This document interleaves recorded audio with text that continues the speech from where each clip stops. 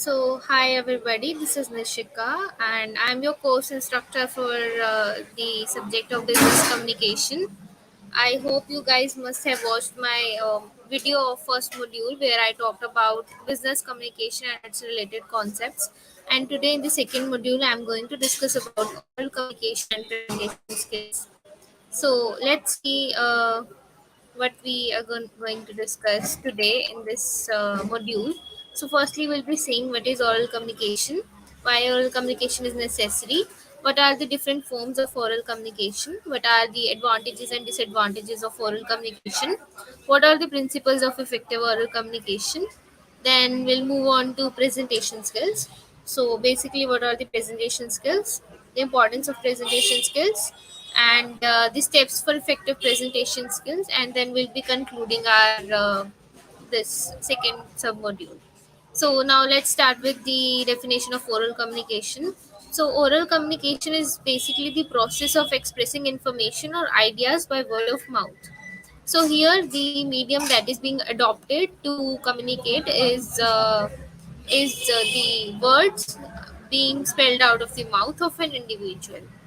So, oral communication is basically the process of verbally transmitting information and ideas from one individual or group to other.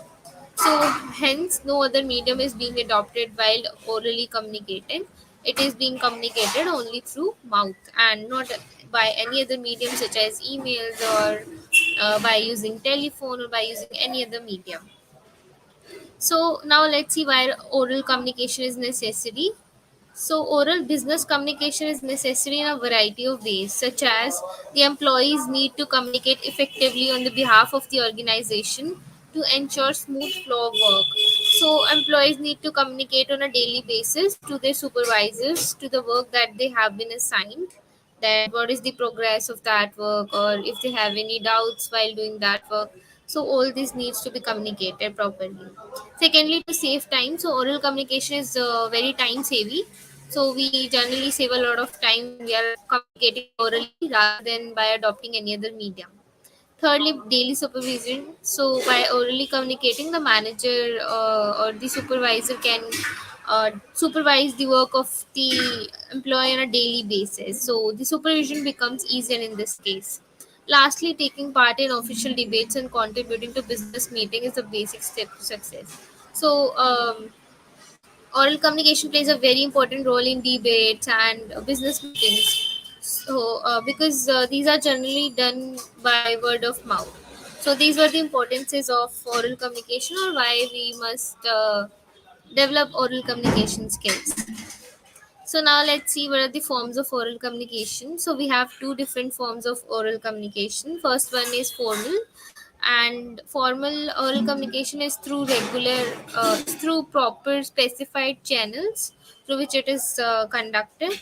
Secondly is oral communication, which is generally developed out of informal relationships, like if we talk about our friend, if we talk about in a friend circle or something like that. So formal communication take place where formal relationships are there, such as presentations at business meetings, classroom lectures. So in a classroom lecture, see, a teacher has a formal relationship with the student. So it is the example of formal oral communication.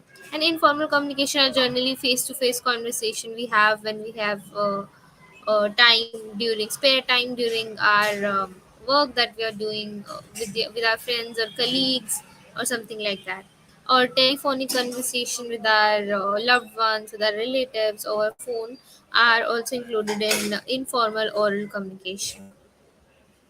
So now let's see what are the advantages of oral communication. First one is immediate feedback. So in oral communication, we generally get a immediate feedback because there's no time lag between the communication of the message and the receipt of the message. So the sender receives immediate feedback. Second, it is a time saving mode of communication as it doesn't involve any other medium of communication, and so it saves our time. Thirdly, it is economical since we don't need to use any other medium or take help of any pen or paper or internet connectivity. So it is a very economical and cheaper mode of communication. Fourth, it helps in maintaining a personal touch. So when you are already communicating something to a person, you can communicate expressions as well. So when you are communicating your expressions, feelings, emotions, and desires, ultimately a personal touch is being developed with the recipient of that information. Next is that it is flexibility. That so oral communication is very much flexible. We may redraft our message, or we may correct ourselves at that point of time itself when we are communicating. Rather, in the written mode, it takes time to realize that the mistake have been committed, and then it takes time also to re-emit that mistake. Next, it's secrecy. So, if we have to secretly transmit the information to a particular person, then we can just call them up or tell them secretly that about the content of the message that is being delivered. Whereas in written mode, anybody can access the message that is being transmitted.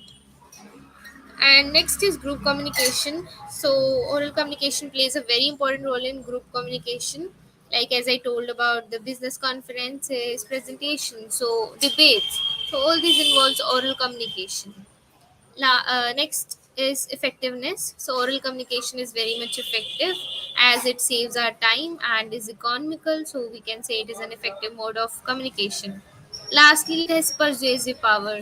So basically, word of mouth has a more persuasive power than pen or paper.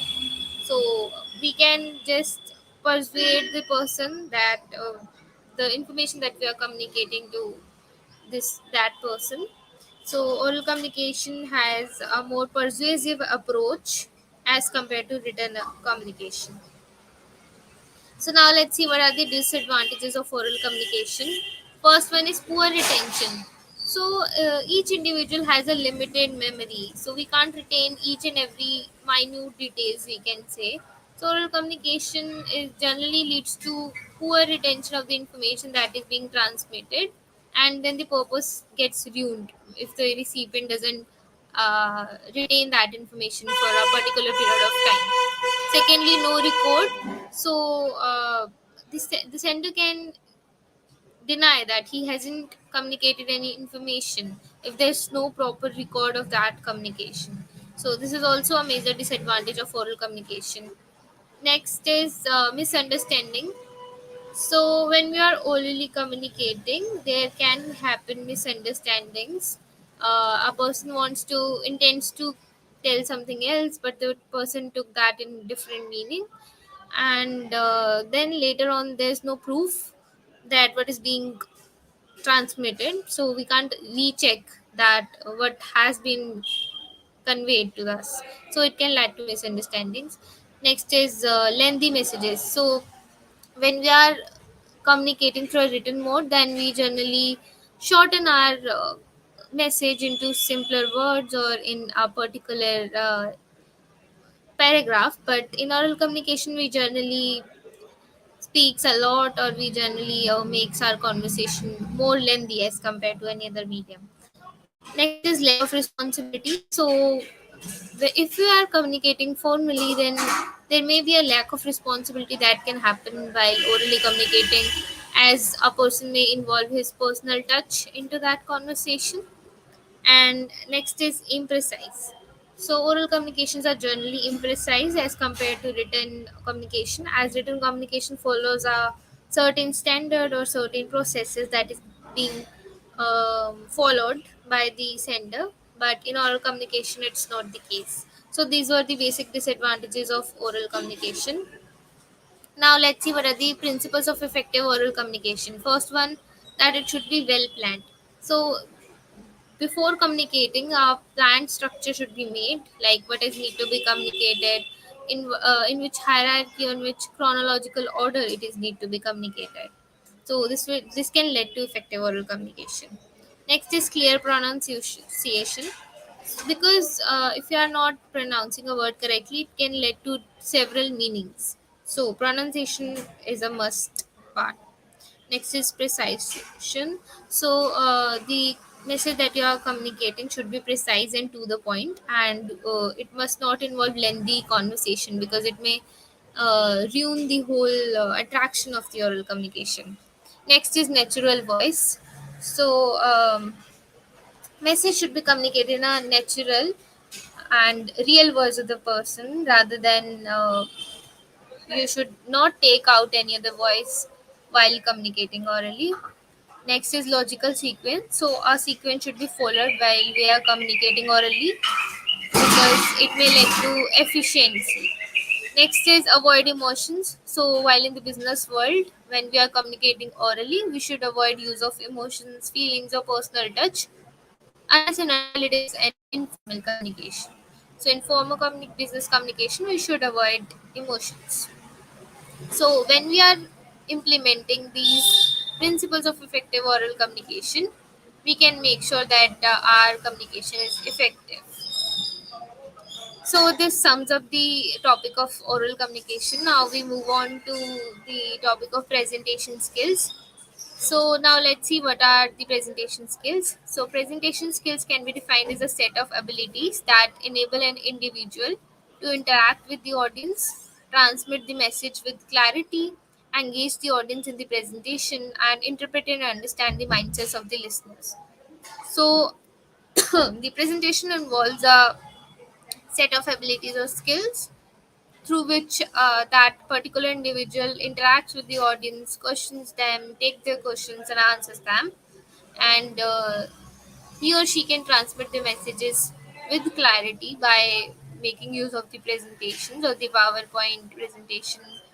And they can also engage the audience in the presentation by asking them simpler questions or taking up that their questions then, and we can easily interpret and understand the mindsets of the listener through effective presentation skills.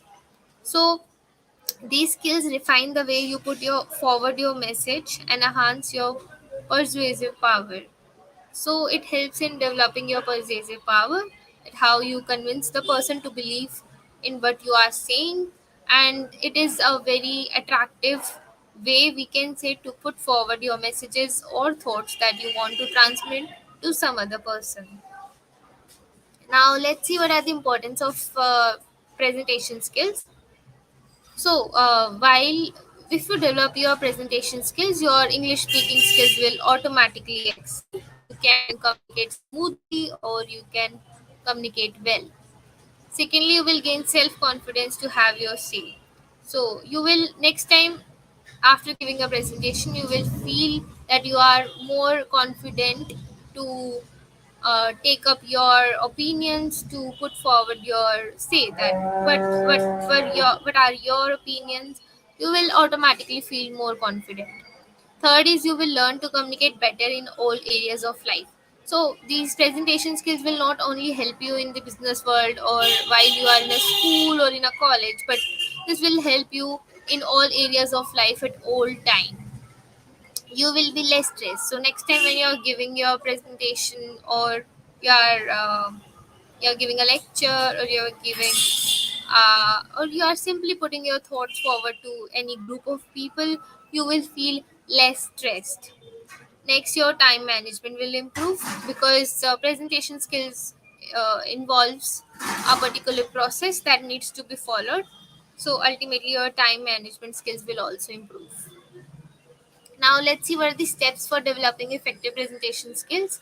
So this has been categorized into 4 P's. First P is plan, second is prepare, third is practice, and fourth is present. So we'll be discussing each one of them and the strategies related to developing them in details now.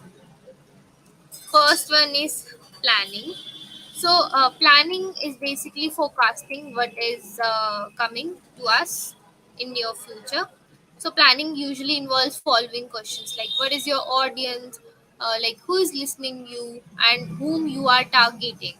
Second is what is your goal. So, why are you basically communicating your message? What purpose it will solve. Next is how long will it be, so that you can manage your time accordingly. And lastly, where will it take place? It means that the medium that is being adopted to communicate your message. So all these pointers must be kept in mind while we are planning for a particular presentation so that it can go effectively and smoothly. Next is prepare. So following points must be kept in mind while preparing for a presentation. These are structure, that it should be prompt, it should involve visual aids, it can involve voices or appearance, style, and questions. So we'll be discussing each one of them in a little brief now. First one is structure. So, for a basic presentation, this can be adopted as a basic structure. Firstly, you define the objectives. Secondly, you define the contents that you are going to discuss in the particular presentation.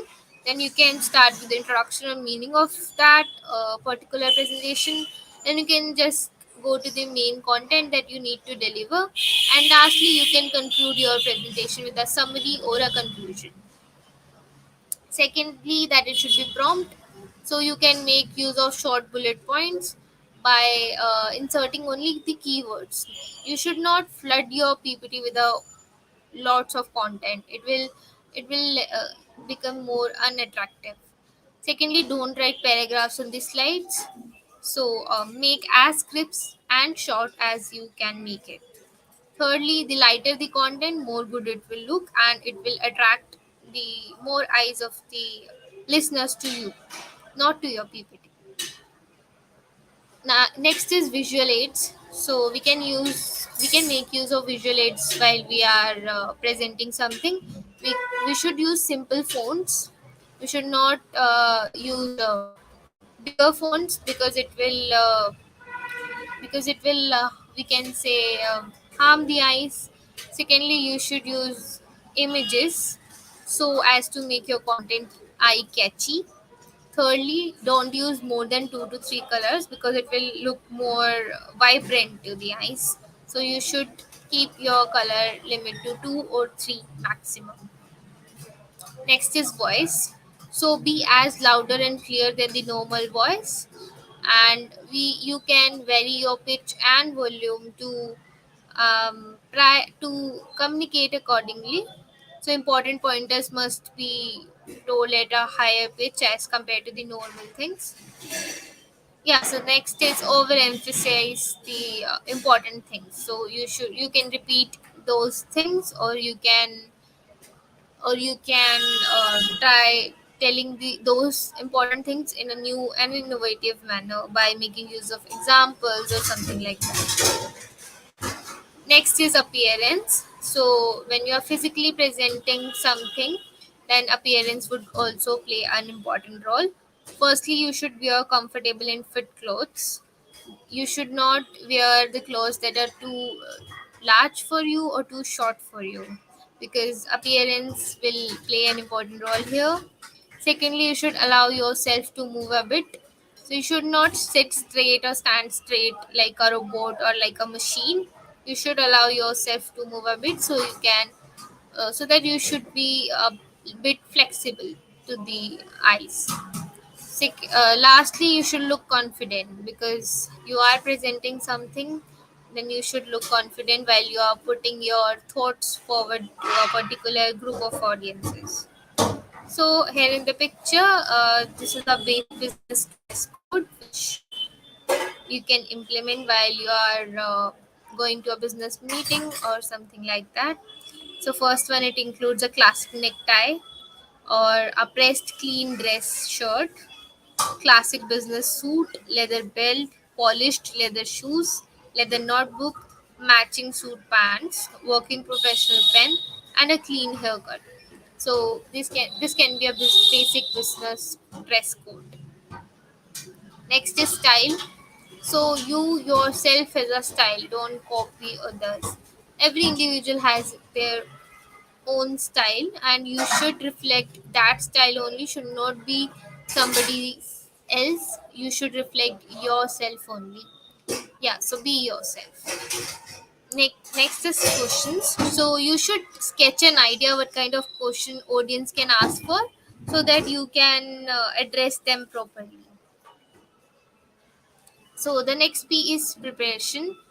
So while preparing, you should collect your all the information and prepare accordingly. Secondly, you should write your presentation. You can make your presentation by using different mediums that we have. So we have different softwares through which we can make our presentation. First is the PowerPoint, the Canva, or Google Slides. We have different mediums. Next is make it interesting. So make use of videos, make use of images or visual aids to make it interesting. Next, do not present your audience with information overload. So try keeping your PPTs as precise and concise as you can make. Next, when using PowerPoint, do not fill the page with text or include too many effects, because too many effects will lead to a vibrant thing. And if you fill the page with a lot of text, then the person will not be able to concentrate on what you are saying, but he or she will just only get their time to read what you have written into the presentation. Next, make sure you have a backup copy of your presentation, because you can just email that PPT to your email IDs, so that if your system hangs up or something, a technical glitch happens, you can have a backup option to deal with it. Next is practice. So, practice makes men perfect, as you must have heard about this phrase. So, the more you practice, the more perfect you will sound to the listener. Next is present. So you should, while presenting, you should make a strong start. You can tell them a story or tell them a reference so that they can relate to it.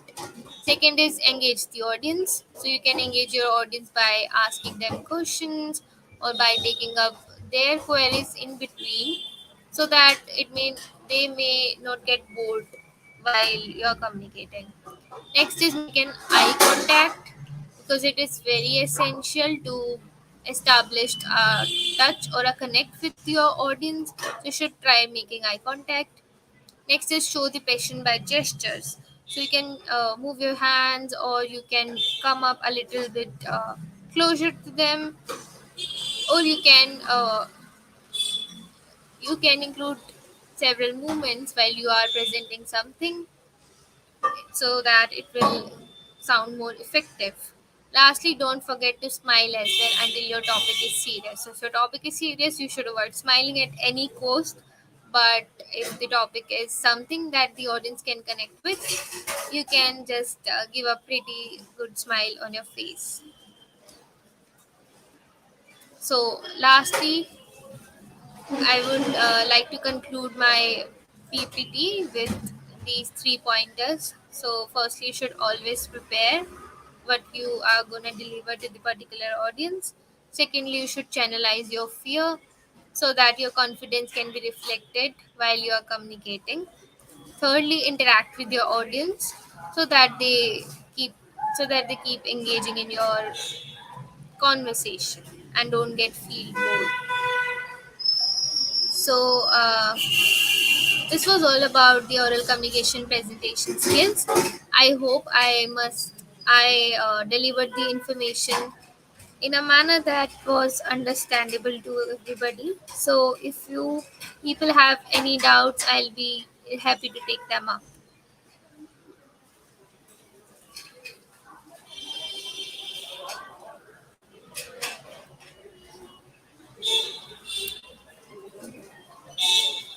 In case there's no doubt, I would like to end my session here only. And thank you so much, everybody, for joining in. And our next module will be scheduled on 19th. So do join us and come to listen to me and learn something new every day. Thank you.